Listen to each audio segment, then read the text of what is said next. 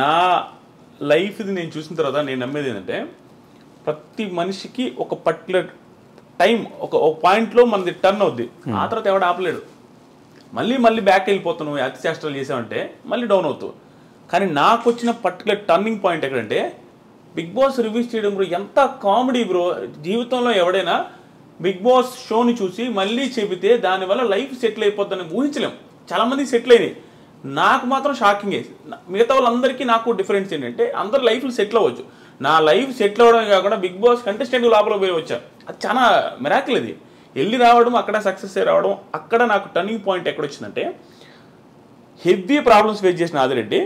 ఎంత ప్రాబ్లమ్స్ అంటే నేను హార్ట్ఫుల్గా చెప్తున్నా, చాలామంది యూత్ అసలు ఫేస్ చేస్తుండ్రు. అన్ని ప్రాబ్లమ్స్ ఫేస్ చేశా. అవి అనుకుంటే కొంతమంది కామెంట్లు అనొచ్చు, అబ్బా చాలామంది ఫేస్ చేశారని. నా ప్రాబ్లమ్స్ నాకు భయంకరంగా ఎక్కువ. అంటే అందరికంటే ఎక్కువ అని చెప్పకూడదు, కానీ చాలా మంది ఫేస్ చేస్తుంటారు చూసారు. ఆ ప్రాబ్లమ్స్తో ఈక్వల్గా ఉంటాయి నా ప్రాబ్లమ్స్. ఆ స్టేజ్ నుంచి ఈ స్టేజ్ దగ్గర రావడం ఎక్కడి నుంచి స్టార్ట్ అయింది అంటే 2018లో బిగ్ బాస్ రివ్యూ స్టార్ట్ చేశాను. అది కూడా ఎంత కామెడీగా స్టార్ట్ చేసినా బ్రో. 2018లో సీజన్ 2 అప్పుడు స్టార్ట్ చేశా. ఎంత కామెడీగా అంటే నా ఫ్రెండ్ ఊరికి వీడియో పెడితే కామెడీగా ఓవర్ హుడీ వేసుకొని చేస్తుంటా. ఎంత పాత హుడీ అంటే ఆ పాత హుడీ వేసుకొని ఇట్లా పెట్టుకొని, అంటే నేనేదో పెద్ద తోపు అనే ఫీలింగ్తో చేస్తా ఉన్నాను ఎట్ట పవన్ కళ్యాణ్ స్టైల్లో. అది వైరల్ అయింది. అన్ని ఛానల్స్ పెట్టుకున్నారు. నా ఛానల్లో 100 మంది సబ్స్క్రైబర్లు ఉన్నారు. ఆ 100 మంది సబ్స్క్రైబర్స్తో అది 8,000 వ్యూస్ వచ్చింది. ఆ రోజు నుంచి ఈ రోజు దాకా మినిమం వ్యూస్ లేకుండా నా ఛానల్లో వీడియో లేదు బిగ్ బాస్ రిలేటెడ్. అది నా లైఫ్లో టర్నింగ్ పాయింట్. దానికి ముందు పడ్డ కష్టాలు కొన్ని చెప్తాను చూడండి. నేనదే లక్ అన్నారు చూసారా, ఆ లక్ ఆ టైం ఉంది చూసారా, అది కలిసి వస్తే ఎవడు ఆపలేడు. నాకు కలిసి వచ్చిన పాయింట్ ఇది. దానికి ముందు 30 years బ్రో. నాకు ఈ ఇంటర్వ్యూలో నాకు తెలిసి నేనే మాట్లాడతాను ఎక్కువ. నాకు అట్లా అనిపిస్తుంది ఒక్కోసారి. అందుకే నేను ఇంటర్వ్యూస్ ఎవరైనా నేను ఎందుకు ఇవ్వనంటే, నేను హార్ట్ఫుల్గా మాట్లాడేసి నాకు ఆనంద బాష్పాలు వచ్చేస్తాను. నా లైఫ్ జర్నీ గురించి నేను చూసుకుంటే యాడ్ నుంచి యాడికి వచ్చానని నాకు తెలియకుండా నాకు వేరే వాళ్ళ ముందు ఎమోషనల్ అవ్వడం నాకు ఇష్టం ఉండదు.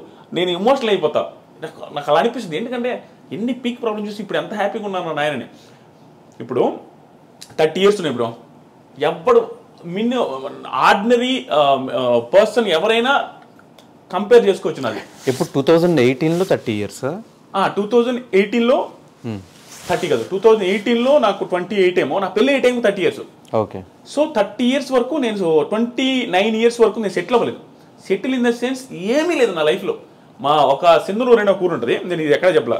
నేను ఎలక్ట్రికల్ ఇంజనీర్. కొన్ని నేను చెప్పలేను.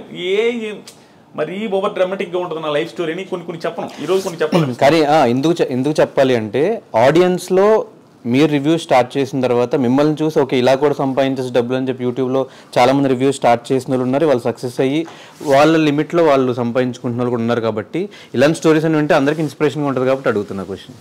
సింధనూరు అనే ఊర్లో నేను ఎలక్ట్రికల్ ఇంజనీర్ అయి ఉండి పరిస్థితి బాగాలేక సివిల్ ఫీల్డ్లో సివిల్ ఇంజనీర్ యాక్టింగ్ చేస్తూ తార్ రోడ్ల దగ్గర ఇలా పెట్టి ఆ మీటర్ ఉంటుంది. ఓన్లీ సివిల్ ఇంజనీర్స్ కంపేర్ చేసుకోవచ్చు. వాళ్ళకి అర్థమవుతుంది ఎన్ని సెంటీమీటర్స్ తారు వచ్చిందని ఇటు చూడాలి వంగి. అది చేసేవాడు నేను. మొత్తం నల్లగా అయిపోయి తార్ రోడ్డు దగ్గర 13,000 14,000 ఇచ్చేవాళ్ళు. అక్కడ పని చేస్తున్నప్పుడు అక్కడ చిన్న రూమ్ ఇస్తారు మాకు. ఆ రూమ్లో ఉన్నప్పుడు మా నాన్న ఒకరోజు కాల్ చేసిండు. బాధపడతా. అప్పుడు పోయి పొజిషన్ చాలా బ్యాడ్గా ఉండేది అనమాట. ఎట్టొకటి చేసుకోరా, సెటిల్ అవ్వరా, నువ్వు నీది ఒక్కటే నాకు బాధ. ఎందుకంటే బాధ నాది ఒక్కటే కాదు, మా చెల్లెళ్ళు బ్లైండ్. మా చెల్లికి కనిపించదు. మా చెల్లి పెళ్లి చేసుకొని అంటుంటుంది. అదొక పక్క మా నాన్నకి బాధ ఉంది. ప్లస్ మా మదర్ సూసైడ్ చేసుకొని చనిపోయి ఉన్నారు. అదొక బాధ ఉంది. ఫైనాన్షియల్గా బీభత్సమైన ప్రాబ్లమ్స్లో ఉంది. Peak problems. 11 లక్షల చిల్లర బ్యాంకులో లోన్స్ ఉన్నాయి మా నాన్నకి. నాకు తెలుసు. నేను రాజకీయాలు పెద్ద కాన్సన్ట్రేట్ చేయను, కానీ ప్రతిసారి ఎలక్షన్కి ముందు ప్రతిసారి దేవుని మొక్కునేది తెలుసు. ఒకప్పుడు మా నాన్న మా అకౌంట్లో అదే మా లోన్స్ ఏదైతే ఉంటాయో చూస్తారు అగ్రికల్చర్ లోన్స్, అవి వెళ్ళిపోవాలా. అది ఎవడు హామీ ఇస్తే వాళ్ళు గెలవాలని కోరుకునేది. చాలామంది ఇచ్చారు అట్లాంటి హామీలు. ఈసారి అగ్రికల్చర్ లోన్స్ మొత్తం పోతాయి, వాళ్ళు ఇచ్చారు, వీళ్ళు ఇచ్చారు, అన్ని ఈ గవర్నమెంట్ ఇచ్చింది, ఆ గవర్నమెంట్ ఇచ్చింది. ప్రతిసారి నేను ఎవరి హామీ ఇస్తే వాళ్ళు గెలవాలనుకున్నాను. అంటే నాకు లైఫ్లో ఇంకేం గోల్స్ ఉండేది బ్రో. నా లోన్స్ క్లియర్ అయిపోతే మా నాన్న హ్యాపీ, నేను హ్యాపీ అనుకున్నాను. అలా మా నాన్న ఆ రోజు సింధనూరు దగ్గర ఫోన్ చేసినప్పుడు బాధపడతా మాట్లాడాడు. అది నాకు ఇప్పటికీ గుర్తుంది. ఆ రోజు నుంచి మళ్ళీ ఆ 30 ఏళ్ళు అని చెప్పేసి పెళ్ళి అయ్యే రోజు వరకు నాకు పిల్లని ఎవరు ఇచ్చేవాళ్ళు లేరు బ్రో. అంటే ఇంకా నా పెళ్లి గురించి టాకే వచ్చేది లేదు మా ఇంట్లో. ఎందుకు సంపాదించట్లేదన్నా? లేకపోతే నేను అప్పుడు ఎంత బ్రో 48 కేజీలు వెయిట్ ఉండేవాడిని. 50 కేజీలు నా హైట్ ఇంతే ఉండదు. 6.3 48 కేజీల వెయిట్తో మా అమ్మ సూసైడ్ చేసుకున్న ఇంటికి ఎవరైనా అంటే ఎందుకు సూసైడ్ చేసుకున్నదో, ఎన్ని ప్రాబ్లమ్స్ ఉన్నాయో, ఆ ఇంటికి మళ్ళీ కోడలు ఎవరైనా ఇవ్వాలనుకుంటారా. ప్లస్ మా ఇంట్లో మా చెల్లి అలాగే ఉంది. ఒక పర్సన్ హ్యాండిక్యాప్డ్ పర్సన్ ఉండే ఇంటికి ఎవరు ఇవ్వాలనుకోరు. అలాంటి సిచ్యువేషన్లో ఉన్న నాకు పెళ్లి తాట మా ఇంట్లో లేదు, నాకు లేదు, ప్లస్ అప్పులు నేను అందరికీ తెలుసు. ఆ పొజిషన్ నుంచి 30s నాకు ఎలా ఉన్నాడు చూడు, నా పెళ్లి కాలేదు, ఎవరికైనా ఒక పర్సన్కి ఎలా ఉంటుంది బ్రో, జాబ్ లేదు, పెళ్లి కాలేదు, అందరూ అడుగుతారు. మన ఫ్రెండ్స్కి మన ఫైనాన్షియల్గా ఇదేంది తెలియదు. మన బయటికి ఫ్రెండ్స్కి ఏమంటారు, ఫోన్ చేసి ఏమమ్మా ఎప్పుడు పెళ్ళి అంటారు, మనం ఏం చెప్పలేము, ఏం చేస్తున్నారు అంటారు, ఏమి చెప్పలేని పొజిషన్. ఆ టైంలో వెనక ముందు ఆలోచించుకుంటే అంటే ఇంకా లిటరల్గా ఆ పొజిషన్ ఎట్లా ఉందంటే నిల్ అనమాట బ్రెయిన్లో. అంటే ఇంక మనకు ఆలోచించడానికి కూడా ఎట పోతే అట్ట వదిలేసిన, మొత్తం ఫ్రీగా వదిలేయబట్టే బిగ్ బాస్ రివ్యూ చేయండి కామెడీగా. అంటే నీకు ఒక టైం వస్తుంది బ్రో, నేను కాన్సన్ట్రేట్ చేసి నా లైఫ్ని నా కెరీర్ టర్న్ అవ్వాల, నోటుకు వచ్చినట్టు వదిలేస్తే కెరీర్ ఒక మలుపుకి వచ్చింది. అలా కామెడీగా చేసిన బిగ్ బాస్ రివ్యూస్. ఆ తర్వాత నాకు తెలియదు అసలు బిగ్ బాస్ రివ్యూస్ చేస్తే డబ్బులు వస్తాయని కూడా. 30,000 సబ్స్క్రైబర్స్ ఎంతో మానిటైజ్ చేశారు. అప్పటి నుంచి డబ్బులు స్టార్ట్ అయింది. 70,000 రూపీస్ ఫస్ట్ ఇయర్ నాకు వచ్చిన రెవెన్యూ. 70,000 రూపీస్ వస్తే మా అక్క నాతో అనేది భయంకరమైన ప్రాబ్లమ్స్ చూస్తున్నాం. మా అక్క కూడా దగ్గరుండి ఎప్పుడైనా వాళ్ళ ఇంట్లో పెట్టుకొని ఫుడ్ పెట్టి వాళ్ళ ఇంట్లో నన్ను బాగా చూసుకుంటున్నాను ఉండేవాళ్ళు. మా అమ్మ చనిపోయిన తర్వాత 70,000 వచ్చినప్పుడు మా అక్క కాల్ చేసి ఏమన్నా తెలుసా, అమ్మయ్య ఇంకొక 1.5 లక్ష 2 లక్షలు చేసుకోరా మొత్తం, నీకు ఎట్ట కూడా పెళ్లి చేద్దాం, ఆ 2 లక్షలు ఇంకొక 1 లక్ష ఎట్లా కూడా అప్పు చేసి నీ పెళ్ళి అయితే బాగుంటుందని. మా అక్క కూడా హోప్ వచ్చింది, 70,000 సంపాదించినని. అక్కడ స్టార్ట్ అయిన నా జర్నీ లాస్ట్ బిగ్ బాస్ రివ్యూస్లో 1 మంత్కి 39 లక్షలు మీరు ఆల్రెడీ చూసుంటారు. అక్కడ దాకా వచ్చింది. నేను ఈ వీడియోలో ఇవి చెప్పేది పొగరుగా చెప్పట్లేదు బ్రో, కొంతమంది జెన్యూన్గా చెప్తున్నాను.